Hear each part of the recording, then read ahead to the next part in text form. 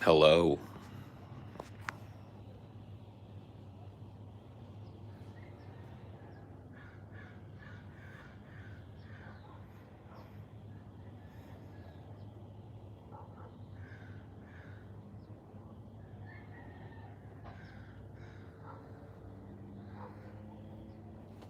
Boo?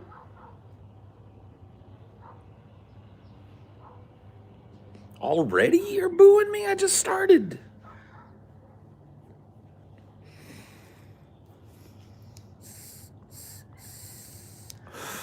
It's elbow, elbow, wrist, wrist, touch your hair and blow a kiss. Elbow, elbow, wrist, wrist, touch your hair and blow a kiss. That's the way it works.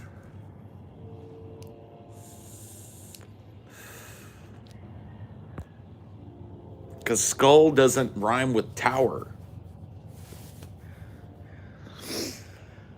Flower rhymes with tower. I mean, come on.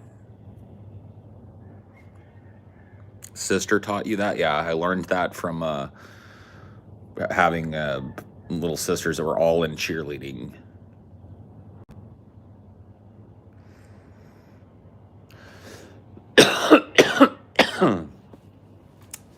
Every last one of them a cheerleader. What the fuck?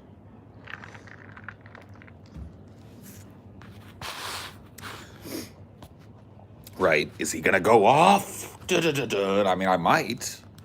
If you piss me off, I don't like start these hoping to go off.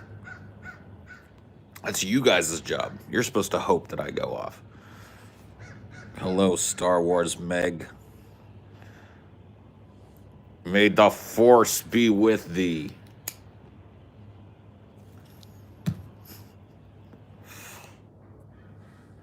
Lol, JK.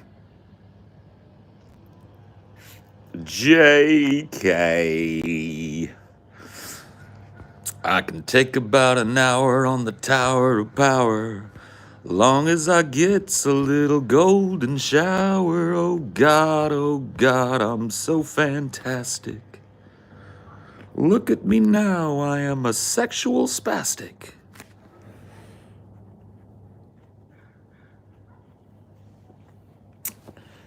How are you today, Paul? I'm okay. Am I? Okay. Okay. Alright. Okay.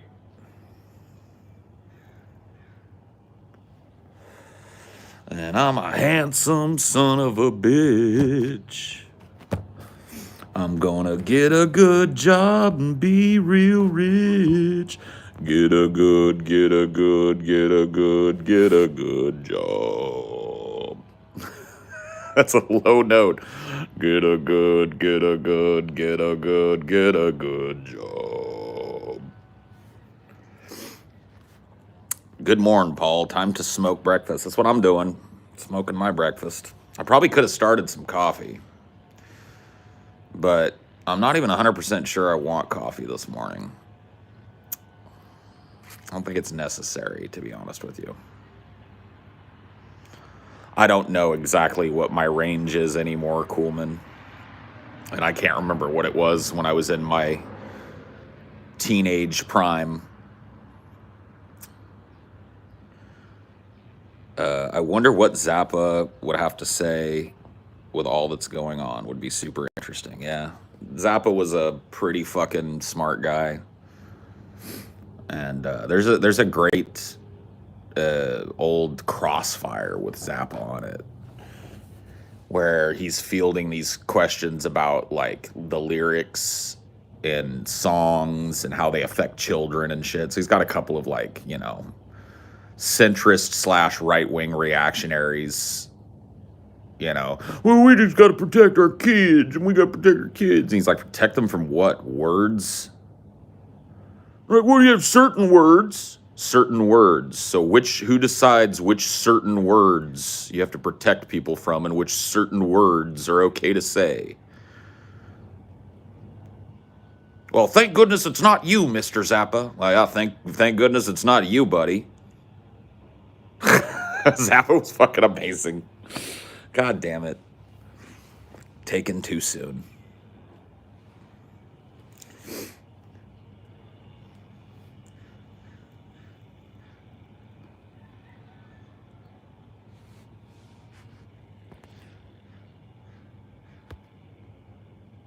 Hello, Charlotte. Thanks. Nice thing too. Nice profile picture. I recognize that from here.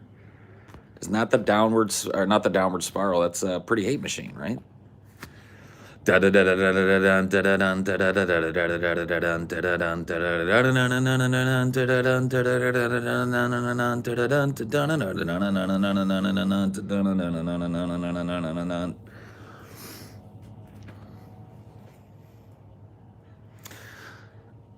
That's what I get. Doom, doom, doom, doom, doom, doom, doom, doom. That's what I get. Doom, doom, doom, doom. Dude, fuck. That album is so good.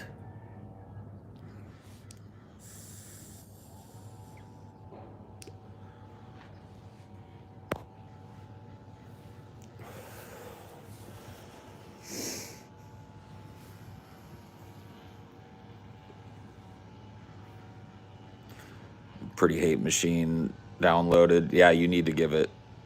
What is something you collected. When I was a kid,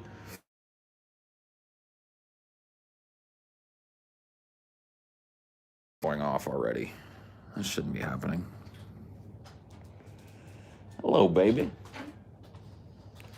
I think maybe that was the first alarm clock that I set. Yeah, it was. That was my I hope I wake up alarm clock, not my it's time to go. I have 2 alarms set. So you said it earlier today? Or? I set one last night just to make sure that I didn't sleep in, and then I set one this morning to make sure that this Highdeology didn't go long. Oh. So that was my wake up alarm. Did I just take a hit of my vape while smoking my cigarette? This is tobacco and this is marijuana. So yes, I did. I think you probably could have figured that out on your own, though. What's a 9 Inch Nails album I should stop at? I mean, don't stop until you want to stop. I mean, for me, the first 3 major releases, along with the intermediary releases between those, so like everything from Pretty Hate Machine through The Fragile, for me, is 100% gold. And we're talking about the EPs and the remix albums and all of it. All of it's fucking gold. So yeah, I would say that that's my opinion, but a lot of people like the newer 9 Inch Nails stuff too, so I'd say check that out. I mean, With Teeth was kind of a divisive album. I didn't like it all that much. I liked a couple cuts on the album, but I was not a huge fan.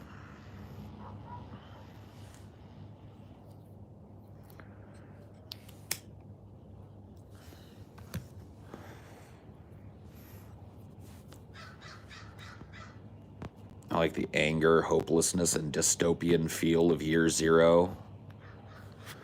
Year Zero doesn't have like an angry sound to me. It's more like an exultant sound. It's like talking about the coming of the Antichrist. Since dawn of time, mankind. What was it? Since dawn of time, the fate of man has been as lice, living as parasites and moving without eyes. It's just like talking about, the world being prepared for the coming of the fucking Antichrist. I love it. It doesn't have an angry sound to it, though. It's exultant. Hail Satan, Archangelo. That's crazy. It's not angry. It's like, oh.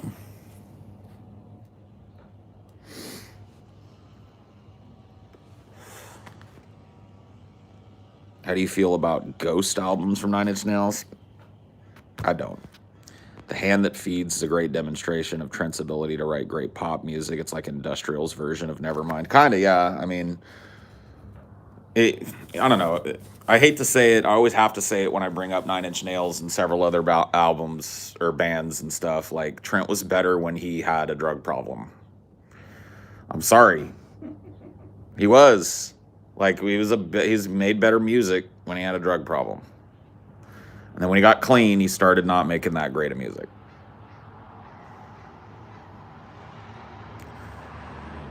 Can any compare to the majesty of Creed? None. No junk, no soul, yeah.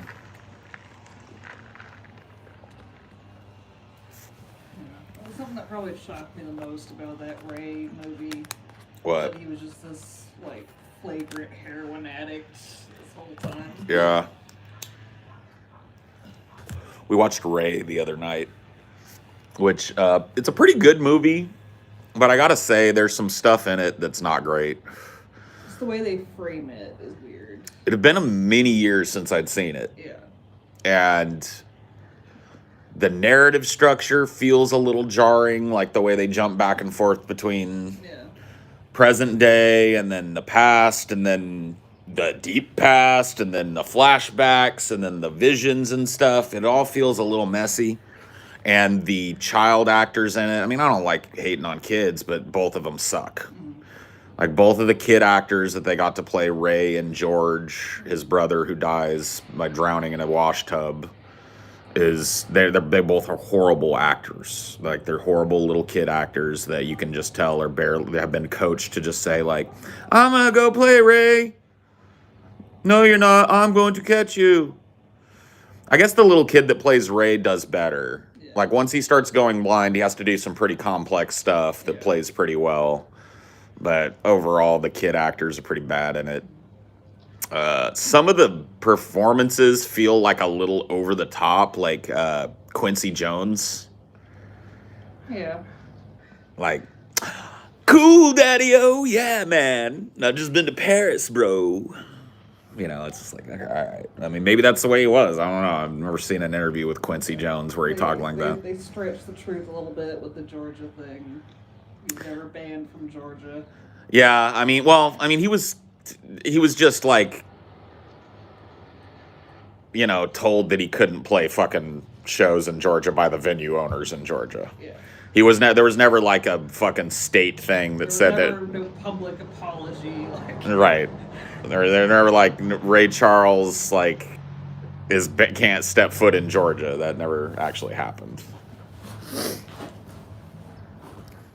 But whatever. It's a good movie. They kind of cover up a little bit. Like, Ray Charles is a complex figure, and so in order to make him the protagonist of a film where at the end of it you feel like, you know, he was a good guy, and, you know, that his career was worth all the damage he did in people's lives and to himself and to his family, you got to kind of whitewash it. Not whitewash it, but you know what I mean? Well, whitewash it in the old traditional sense of, like, make it look a little better than it was.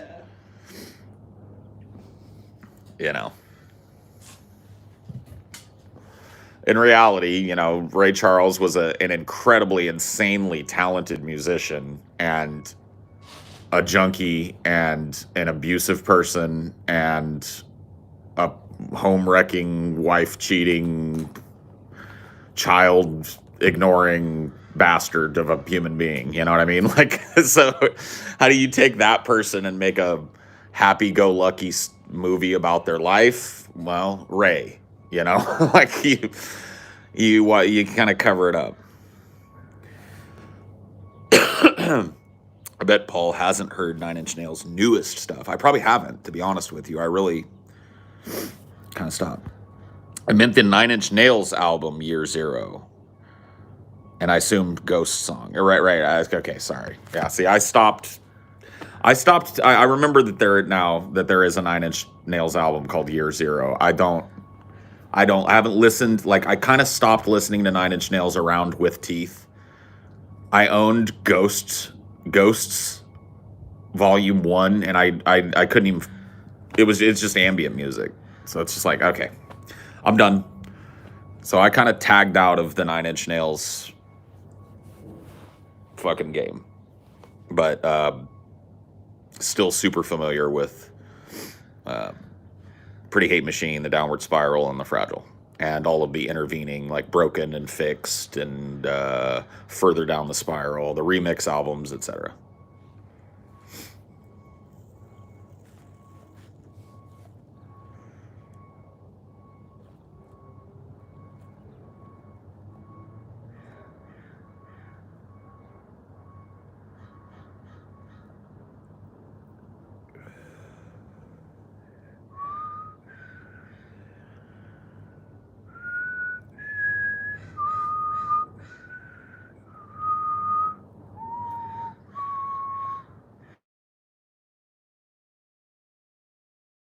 I go take care of that alarm. I'm awake. I'm awake. I'm awake. I swear to God, I'm awake. I don't need to be reminded. I'm fine.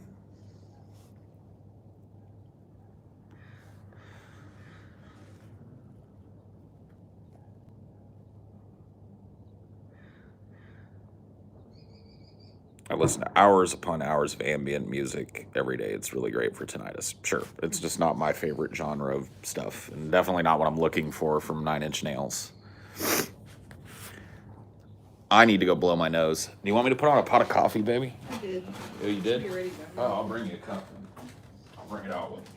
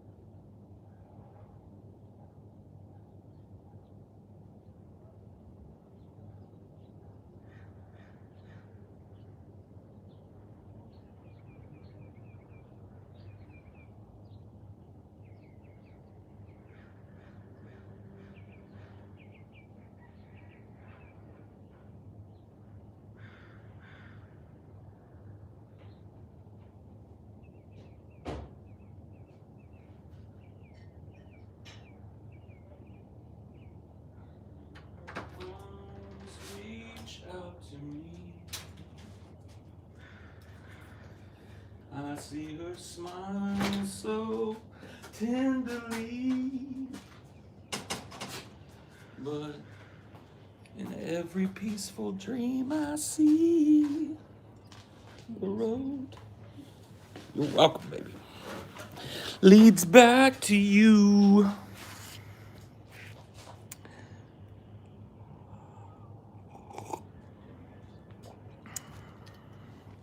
Boards of Canada fan. No, I wouldn't call myself a Boards of Canada fan. I've heard them and I don't hate them, but I wouldn't call myself a fan. Paul, thanks for arguing with me on Twitter. Okay, I don't know who you are when I argued with you, but you're welcome. That's what Twitter is for. Pointless arguments.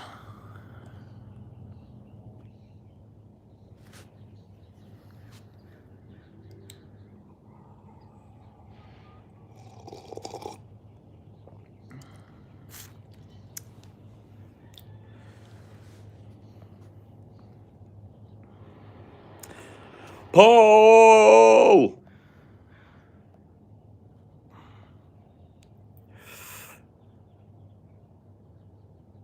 I'm definitely one of the I love you, Paul, but people. I mean, one day, I hope that somebody in my fan base is just like, I just love you for you, Paul. I don't have to qualify it. No buts. No, I love you, but just, Paul, you're right about everything. You're the smartest person in the world. You're the greatest philosopher that ever lived. You will be remembered forever. And I worship the ground that you walk on. Is that too much fucking shit to ask for? That's why you have a wife, to love you unconditionally. That's true. That's why I said fan base. I got you to love me unconditionally. But I want the fans to also love me unconditionally. I want everybody on the planet to love me unconditionally and to follow my every word. Paul, you're right about everything. You're the smartest person in the world, and I worship the ground you walk on. You will be remembered forever. Damn. Whoa, it happened. Yeah. Somebody did it.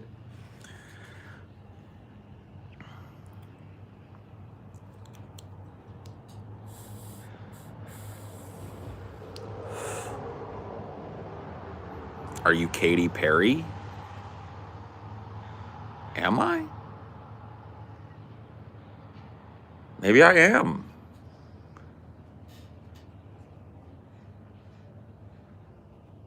Maybe we all are. I kissed a girl and I liked it. Oh.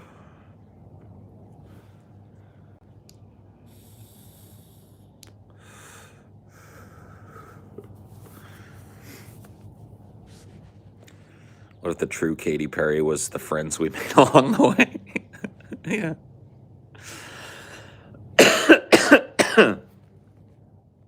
I hope her boyfriend don't mind it. That's not Pink. That's Katy Perry, dipshit. Katy Perry is the one that did I kissed a girl and I liked it. Taste of her cherry chapsticks.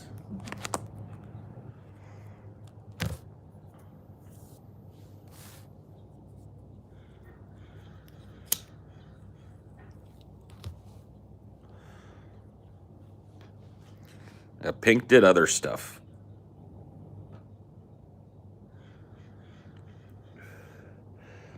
Pink did other things. I can't remember the Pink songs. She's pretty good too, though. Pink's had a couple of good songs, I think. Paul, how flappy is your bussy? Get the fuck out of here, kid. Ugh. Apparently she was a Christian artist before that song and didn't see the marketability in it. Oh. Paul, this is for me and everyone else that loves you unconditionally. Well, thank you. See? It happened, finally. Finally, the respect I deserve.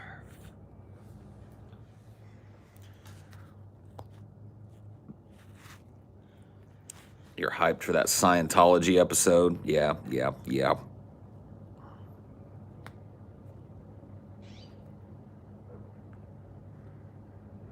Wasn't Pink in that Pepsi commercial with Britney Spears? And I don't know, dude. I don't know. I don't remember commercials. Not that big of a fan of her. No. I can't even remember a Pink song. I think if I really try hard, I might be able to remember a Pink song. Funhouse. But I need lyrics. This used to be our funhouse. This used to be our playground.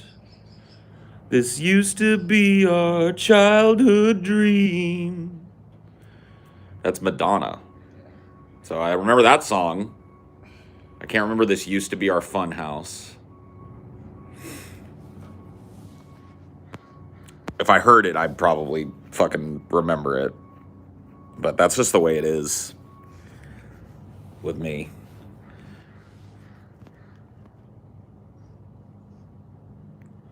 Shia LaBeouf was all wrong all along. He did divide us. That's true. He was trying to tell us he cannot divide us, but he did. The only thing I know about what? Oh yeah. She was on that "Won't Back Down" song with Eminem. Yeah. I took a vacation and came down south. Could I hang with y'all? OG fan. We can jam out. I'll bring guitar and you can sing. I don't live down south anymore. So you would have to be in 2 places at once to visit us all at once if you want to do that. But if you want to visit me, you're more than welcome. I'm living in... My address is... And you can just come on by whenever.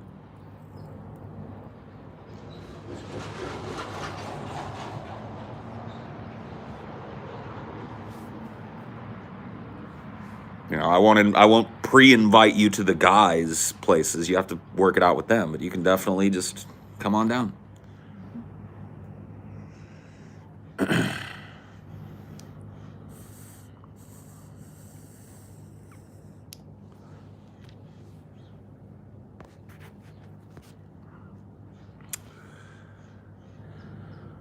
Paul, do you prefer to live in a warm or cold climate? ¿Por qué no dos? How about, I like living in a climate that has all 4 seasons. How about that? A climate where you get a spring, you get a summer, you get an autumn or a fall, and a winter, right? I like all 4 seasons. I like a little cold, I like a little warm. I grew up in California, you know? California gets that kind of thing. Well, it used to when I was a kid. Now where I grew up in California, it's kind of like winter, summer, winter, summer. But,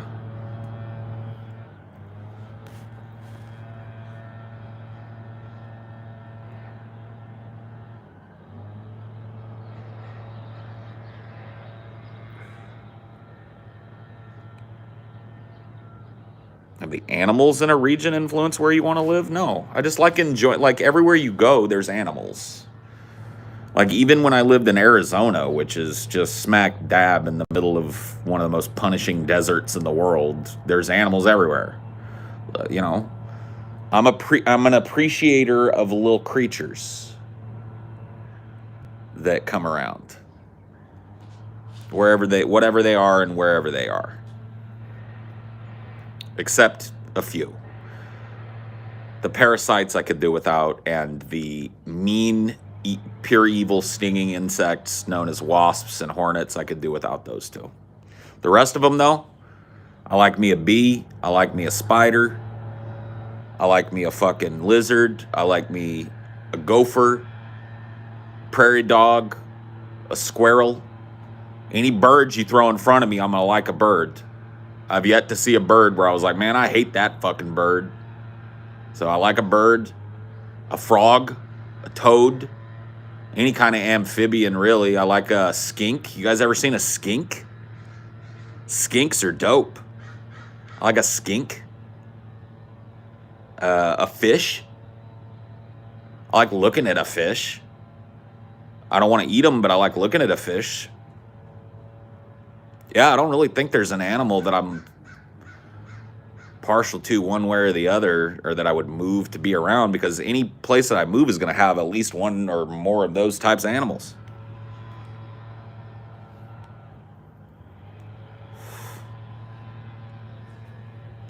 I like a skink. Ants are cool when they're not in your house. Yeah.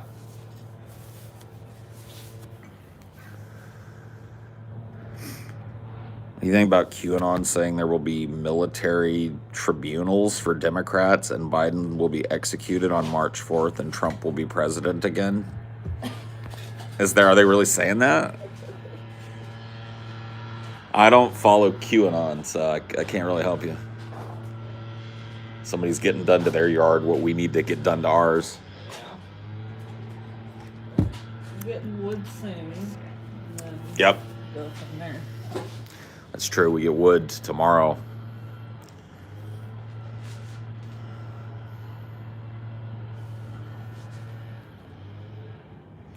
Bodybuilders started taking Gila monster venom in order to lose weight, I've heard. Really? Weird.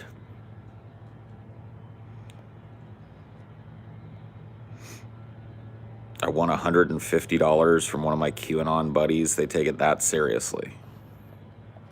That's pretty fucking weird. I don't know if I could have a QAnon buddy. Like, I already have a buddy that takes extreme positions just to get a rise out of me. I have several buddies, actually, that do that, now that I think about it. TJ likes to do that. Scotty is fond of fucking gaslighting. And Jason is the king of, I'm going to take this position and then watch everybody fucking argue about it for an hour. I think I have enough disruptive buddies, yeah.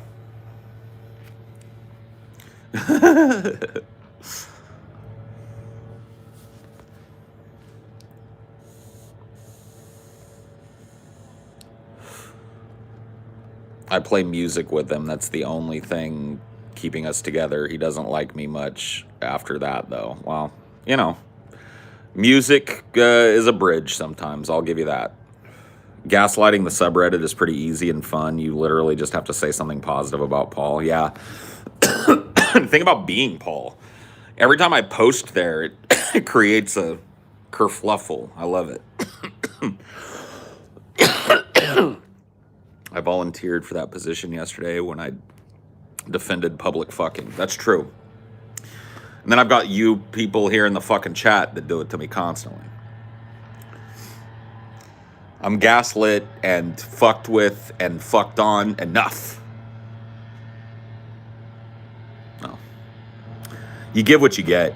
Like, I'm a firm believer that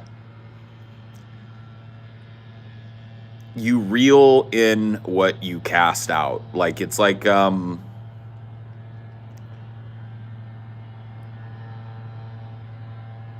you tend to be surrounded by people who are like you in some way. Like seeks like, you know what I mean? Kindred souls and such. Like,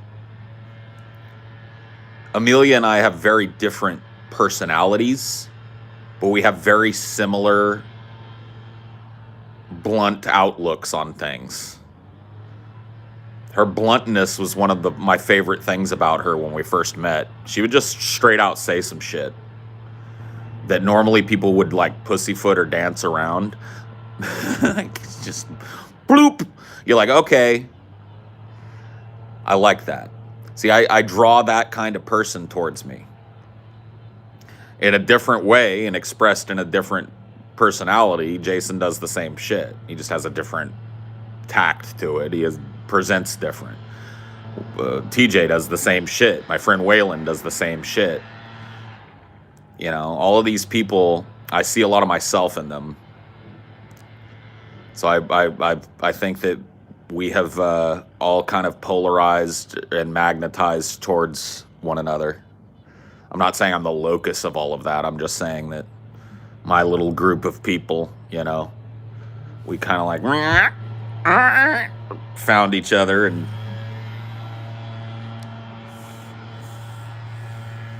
if you did get offered a deal by Satan, what would you exchange your soul for? I mean, I gotta be honest with you, pretty much any fucking thing that would do me better in life. Like, maybe like I would exchange my soul for being the greatest musician that ever lived. Like, literally be able to play any instrument and sing any song. That would be fucking dope. That would be worth eternal torment. What about a whole production company? Yeah. Or like all of a sudden I have like the resources to start my own movie production studio and the clout to get it done. And I just, you know, I get to make awesome movies for the rest of my life and greenlight awesome films. Like pretty much anything that would give me access to something that's otherwise pretty unattainable for me.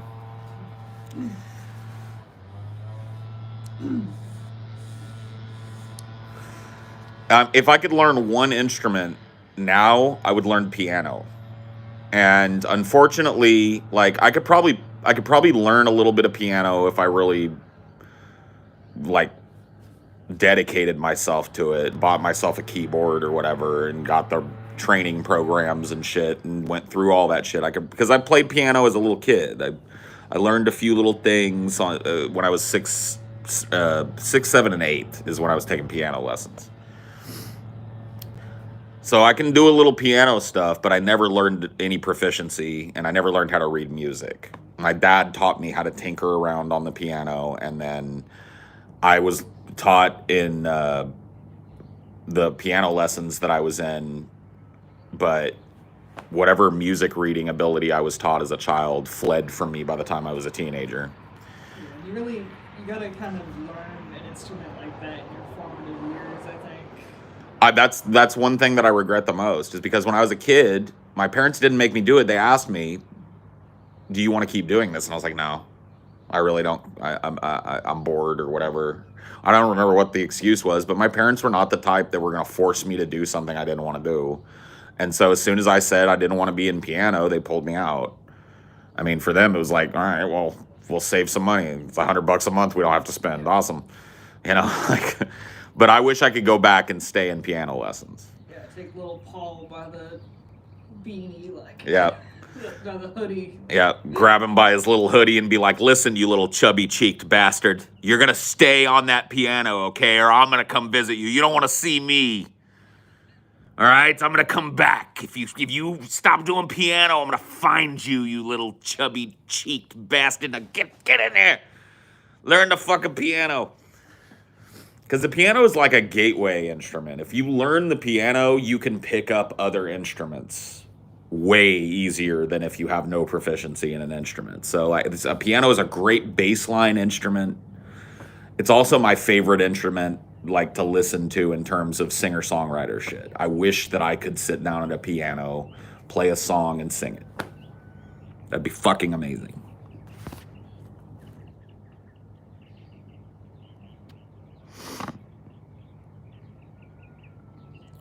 My instructors told me that if I couldn't read music, I'd never do it professionally. Of my lesson mates, I'm the only professional musician because I play by ear, still can't read music. I mean, there's a lot of gatekeeping when it comes to, like, music reading and shit, but I wish I could read music, to be honest with you. Like, I sing by ear. What little musical talent I do have is by ear, but I wish that I knew how to read the scale, read the fucking notes, because that would give me the ability to write music in a way that other musicians could pick up and do something with. And it would give me the ability to play different instruments. And I don't know. That's just like, you know, people ask about regrets. That's not really a regret. It's just something that if I had a fucking time machine, I would go back and slap my chubby little face and be like, "Listen to me. Play the fucking piano." Even Ray Charles read music. He just had this hella complicated Braille music to read. Yeah. I mean, Ray Charles learned to read music, and he wrote music. He wrote a symphony, for fuck's sake. You listen to Georgia in its original recording. So, but he had to, yeah, he read and expressed it in Braille, you know. Can't even imagine, dude. What? How complicated that is. Braille? Yeah. Yeah. Especially music in Braille. I just Braille in general to me is fucking insane. I remember the first time I was introduced to Braille as a concept was I was at the Monterey Bay Aquarium when I was a kid.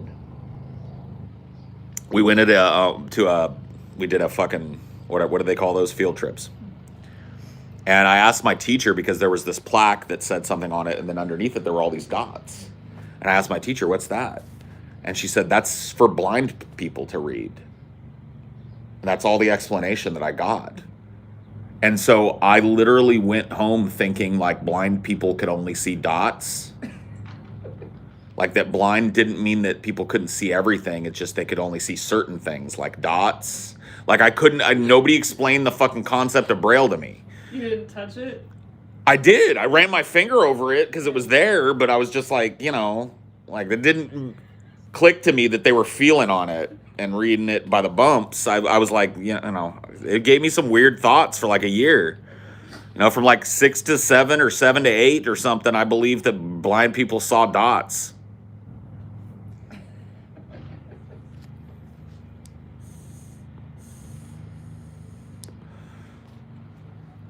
I'm learning guitar on Rocksmith. Is that? Yeah, that's kind of cool. That's not the one where you use the fucking dumbass guitar, right? With the buttons on it. That's the one where you plug your instrument into some kind of receiver thing, right? And then the game hears what you play and you play along with the band in the game or whatever, right? Okay, yeah. No, Guitar Hero's good. I'm not disrespecting. I'm just making sure that he's not trying to say he's learning guitar by playing Guitar Hero. Like, maybe you could start there, but you have to eventually, I think you got to get a guitar. Yeah, Rocksmith is the one. I think you can plug your drums into it, too, if you've got, like, a digital drum set, right? So you can learn the drums on it, maybe plug your keyboard in it and play piano along with it. That's kind of neat. Yeah, I don't know, man. I don't know how feasible it would be for me to learn piano at any proficiency at my age. I know it would be an uphill battle. You just wouldn't have the time, I don't think. Yeah, I mean, look, if I took my video game time and instead of doing that, set all that completely aside or mostly aside and did nothing but teach myself to play piano, and I did that for 2 years. At the end of that 2 years, I could probably play some songs and sing them. You know what I mean? It's all about, like, how do you budget your fucking downtime? What do you do with the time that isn't allotted? How do you spend it? But it would take me probably 2 years to reach that level of minimum proficiency of, like, I can play a few songs and I can sing along with a couple of songs. Whereas, you know, a kid soaks that shit up almost immediately, and then it builds upon itself as they gain in size and skill and brain capacity. It's like, have you seen, like, I don't mean to be racist about it, but it's typically little Asian children that are just fucking. One girl in my class played the bumblebee like it. Like, I've seen 6-year-olds playing, like, Moonlight Sonata and shit beautifully, like, not just like recreating the notes, but playing, I don't know what the musical term is for it, but, you know, when you play softer, you hit the key harder on the piano, you play softer, you know, like playing with all of that feeling that comes with really understanding how a piece of music is meant to be played. It's just like, fucking what? You're 6. Fluently, sure, is a good word to say that encompasses kind of what I'm talking about. Dynamics, yeah. Just like not just striking the keys and hitting the right notes, but playing with that emotive kind of rise and fall that happens in a piano piece that, you know, where it's softer and more distant, and then it kicks in at a certain point. Like a 6-year-old. Nuance, yeah. Musical nuance. That evokes like real adult human emotion when you listen to it. You're just like, oh, there's so much heartbreak in this song, or there's so much beauty in this song. And then there's this little 6-year-old that's learned to play this complex human communication device that we've invented, which is music, which relies not just on proficiently playing a complex machine, but doing so with emotion. They get beaten into it. I mean, there are probably some cases where children are really forced into that type of shit. Paul, do you think it's important for an actor to be able to sing or have some musical abilities? Not at all. Not absolutely fucking not. I mean, there's certainly a lot of actors that have some crossover where, you know, especially if they are actors that started in theater. So like Hugh Jackman, for example, was an actor that's theater trained. He was not a stage actor at the start of his career. He's a theater actor. And so he does musical theater. He's actually got a pretty decent voice. He was in Oklahoma. He sang the lead in Oklahoma, which is a tough fucking part. Who do you think is the worst in like that Les Mis The one that, like, I have not seen that new Les Mis movie all the way through. I couldn't do it. I couldn't make it through.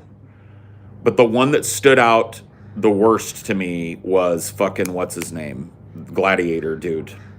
Gerard? No, fucking, God damn it. What's his goddamn name? He was playing Javert. It is Russell Crowe. Russell Crowe, thank you. Yeah. Oh my fucking God, man. Holy shit. Whew. Man, that's bad stuff. You don't have to be able to sing as an actor, but don't take a singing part as an actor if you can't sing.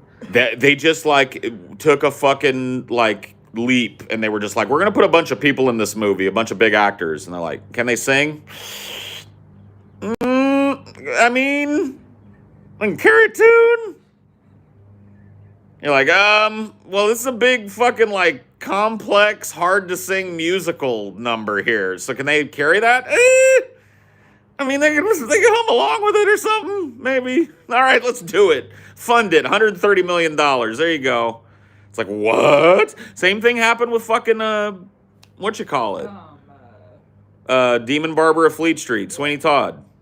I know that you hate that one. Oh my God, that one rips my soul from my body. And to know that people love it, like, I understand. Visually, it's very interesting. It's very Tim Burton. I don't take that away from it. And I think that's what gets a lot of people. But as a fucking musical theater actor and a lover of musical theater, I gotta tell you, they wiped their ass with that fucking show. They wiped their ass with it.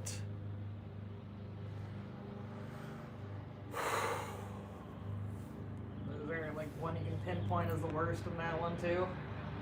There are two that are standout bad in it. Okay, so Johnny Depp is not great. And I gotta tell you, Sweeney Todd, when it comes to, like,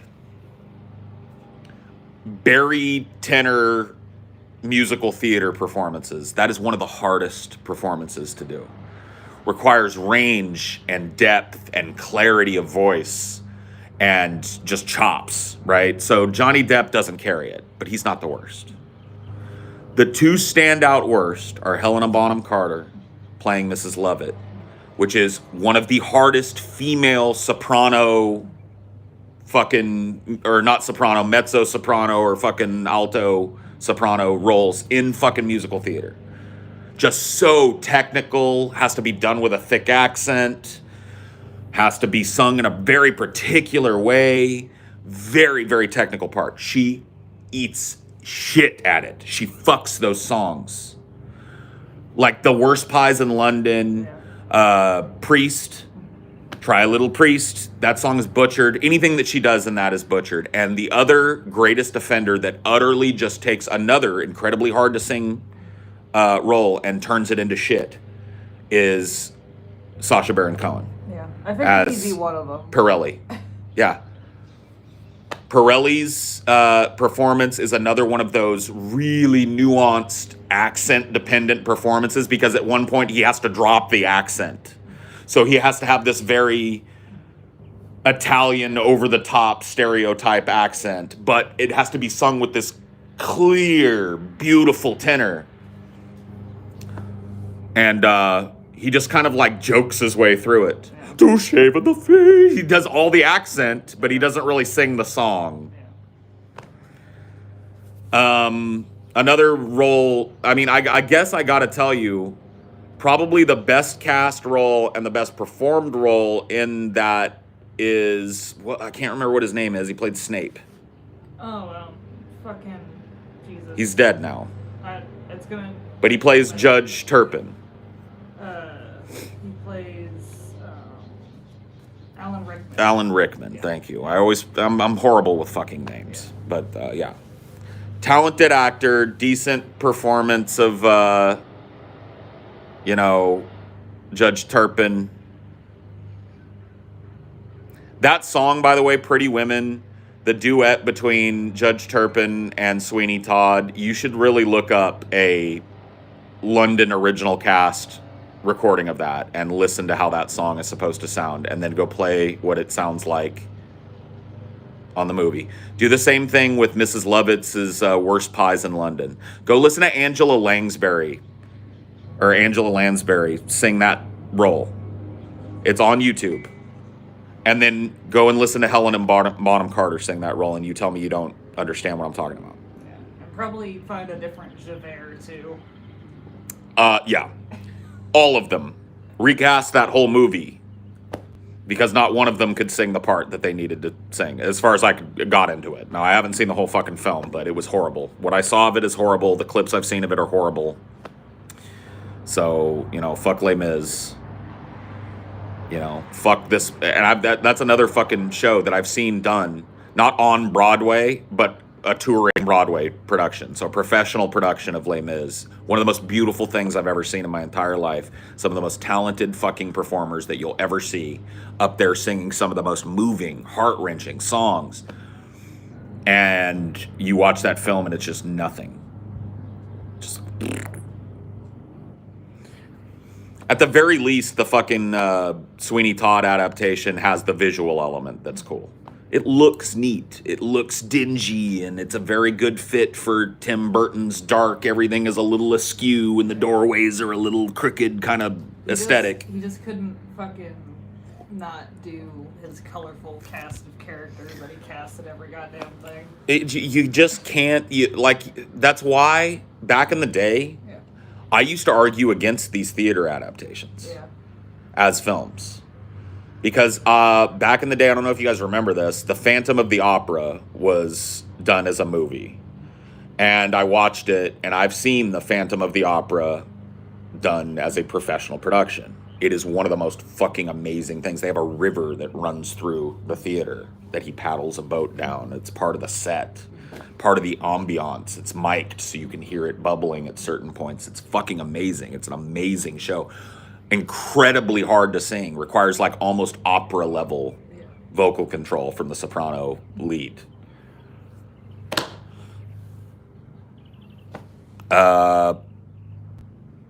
Just total shit in the movie. And so I started saying, like, they should just stop this. Like, stop this theater production as a movie, or musical theater production as a movie thing, unless you're going to take that cast. Like, if they took the original cast of Sweeney Todd, or maybe not even the original cast, but somebody like theater actors that could play it and cast them in those roles, it would be a much better film, but nobody would watch it. Because it doesn't have Johnny Depp. It doesn't have Helena Bonham Carter. It doesn't have fucking Alan Rickman. It doesn't have fucking other dude. It doesn't have anybody that you recognize. It doesn't have a marquee name. And that's what fucks it up. Because most actors in Hollywood can't sing that shit. They can't do it. Jamie Foxx is pretty respectable, all things considered. True that. I don't know if he could do theater. No, Jamie Foxx is actually, like, I don't know about theater, but yeah. I don't know how much, did he do all of, I think they had, like, somebody else do a lot of his singing in Ray, but I think he did some of it. Yeah. Jamie Foxx is a talented dude, and that's definitely one of the movies where he gets to shine the most, but I think they dubbed him with a lot of original Ray Charles in the movie.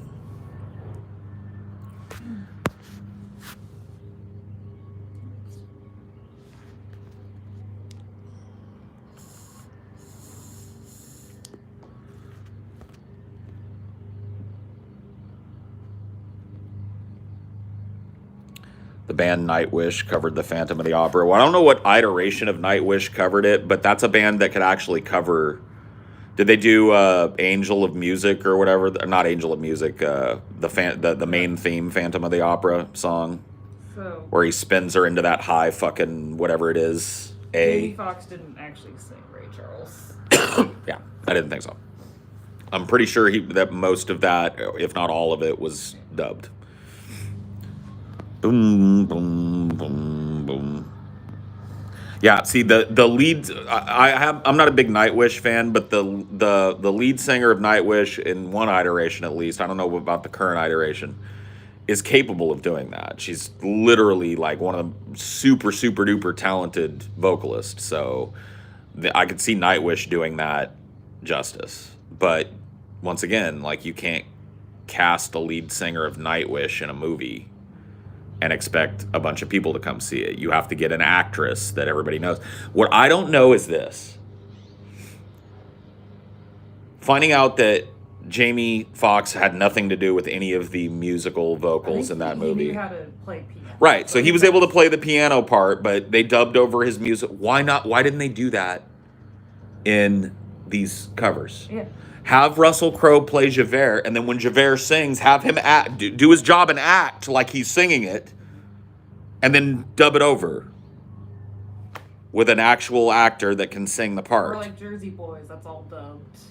Right. Like, a lot of older movies are dubbed when somebody can't do it, or some line is flubbed and has to be replaced. This is a common practice, Yeah. and it would up the quality. It would up the quality of these films by like 100% for me. Yeah. Well, maybe not 100%, but like 90%. Like, I think the casting in fucking Sweeney Todd is woefully wrong. So I would rather see some different actors in those roles. Like, I don't think Johnny Depp, like, Sweeney Todd is described as a big, heavy-set guy that can strangle you in your chair, that can hold down a man and slit his throat. He's a big, burly, kind of vital presence. He's usually played by a bigger dude because of that, because he's supposed to be this serial killer that can pull this fucking shit off. And Johnny Depp is this little he's a slip of a man. Yeah. Mrs. Lovitz is supposed to be old and kind of unattractive, and I mean, not totally unattractive, but just old, and kind of she's an old dirty. maid, basically. Yeah. Old spinster. And Helena Bonham Carter is just, weird alien beauty. Yeah. Doesn't work, I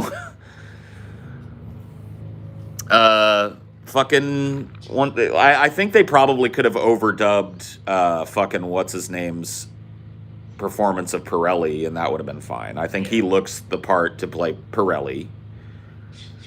But I don't know, man. I could go on and on about this shit.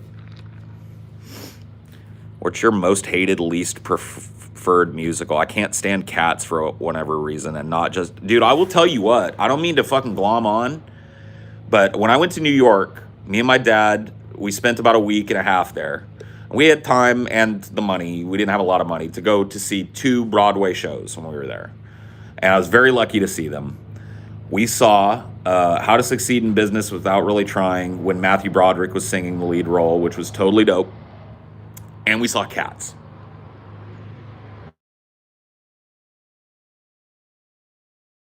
So I have to wrap this up here in a minute or two, but let's suffice it to say that Cats was underwhelming. Not to undercut the performance, it's very... it takes a lot of talent, because you have to be a triple threat kind of actor to be in Cats, because there's a lot of dance and ballet kind of movement, but you also have to be able to sing these all respect to the actors that played it, but the show, it just isn't all that fun. In comparison, like, I really loved How to Succeed in Business. I was totally enthralled by it.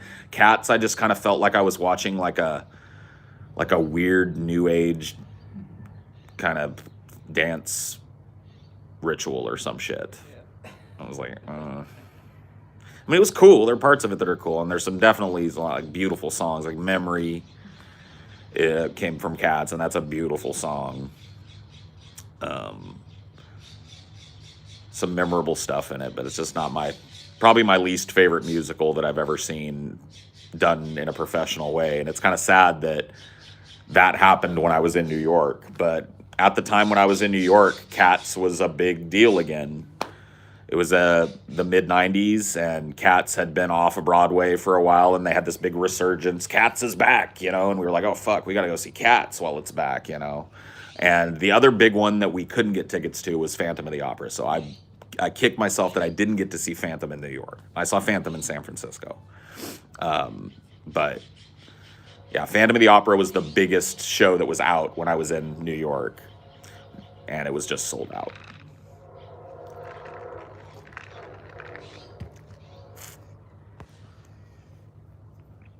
Anyway, I've got to wrap this up because I've got to go inside and prepare myself to record for today. So I'll see you guys later. Bye. Thank you for chilling.